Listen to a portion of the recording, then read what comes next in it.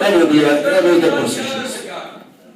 Of course, this is a thing that has to be settled between the company and us before we can proceed on how the way we can handle the things. But there are different interpretations from. I have let you know there are different interpretations between us and the company. I have listened to this.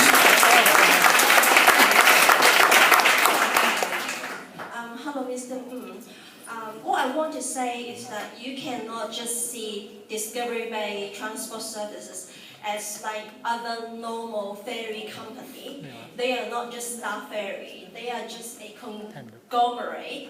They earn all the money in the Discovery Bay. They just not operate ferry. They earn the profit from the buses and all from other commercial properties. Like now, once a month, or there's some festival, there are a lot of other outside people coming to Discovery Bay at the expense of our residents. Like there are long queue from the buses, and this is my first time in my 8th year living in Discovery Bay that the ferry was full in Easter. This is my first time in the 8th year. Buses as well. Yeah, and I'm sitting the number 5 bus. They have to, because there are a lot of people coming from Dongchong, and so they have to change my bus to a minibus so that they can have more big bus to transport the outside people to come to Discovery Bay just for the festival they are organizing for the outside people so that they can consume money in Discovery Bay. A mafia apartment. Yes, so if you approve their price rise again, this time, I think you just like a red tape bureaucracy. You just take the box on paper. You didn't see the whole picture. They are just a conglomerate and earning all the money in Discovery Bay. They are not just running the ferry company like Star Ferry. You cannot compare the two together.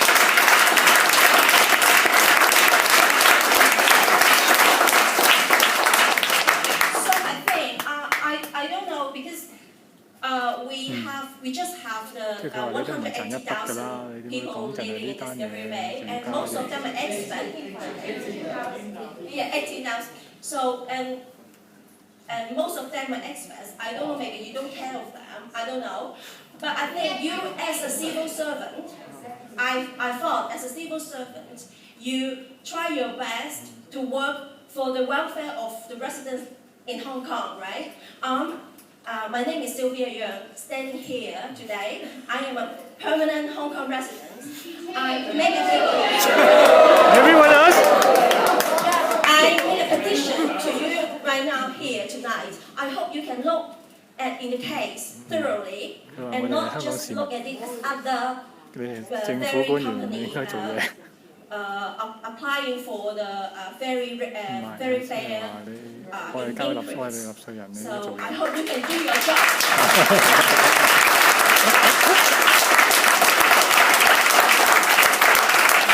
The lady in front of me asked me to translate something.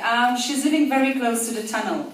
And she's saying that a lot of the time, apparently, the buses are making a profit. She's wondering if it could be possible to give us more buses, because apparently at the wait, let me finish. Apparently at the tunnel, this lady always gets pushed at the front window in the yellow zone because there are no people coming from outside, right? So she's asking if you can give her more buses because she's scared. Yeah. Thank you.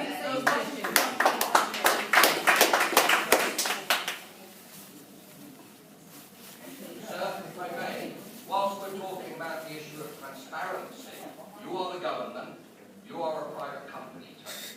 Can you tell me, your major shareholders, Tony, if any of them have involvement with the government, including the Executive Council and the People's Consultative Parties and Senates in China? Can you confirm whether any of them are members of those bodies? Sir, was a declaration made to that effect before we started this discussion in the name of transparency? I don't understand your question. Did you declare that there was perhaps undue influence, a possibility of, I'm not saying there has been, put on Transport Department via your major shareholders? You may smirk, sir, but it's a matter of good order and governance. I do not, and I don't see the need to do that because absolutely there is no influence whatsoever from. There is no influence on the Executive Council on government policy, sir. Is that what you're telling me? I'm saying again, there is no influence from whoever may have connection with the central government or whatever on our very fair increase application. Sir, you are a director. I would expect better of you to understand the correct procedures on matters of bias and conflict of interest. It is not for you to judge whether that is there or not. It is for you to put the facts to us, and the facts should relate not to real, but also the possibility of perceived bias and undue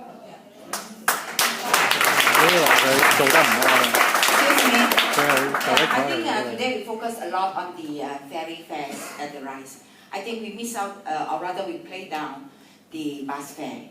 Now, as you can see, the circular buses here, it's a very short distance from north to the south or from east to the west. But we are charged $4.40, 10% increase since 8th of April. Now this 10% increase was, as residents, it was my first time when I was at the bus stop, I saw the small leader saying that. And I believe everybody that as well. To this respect, we need the buses. No matter how short the distance is, we have to pay so much, number one. Number two, the children also pay the full fare. Number three, for us to get to the other side, we have to make an interchange. And to make an interchange, except for 9S, we have to pay another fare, $4.40. Now, if you look at it, maybe because it's $4.40, it's